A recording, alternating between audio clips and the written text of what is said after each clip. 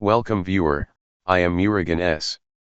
This video tutorial describes, disable hands-free telephony for all devices in Windows 11. Open Windows Services.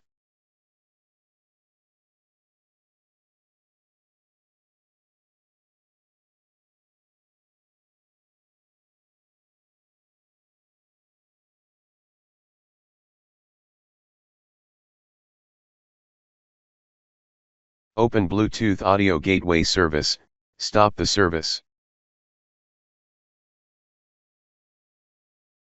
Change startup type to disabled, click Apply, click OK.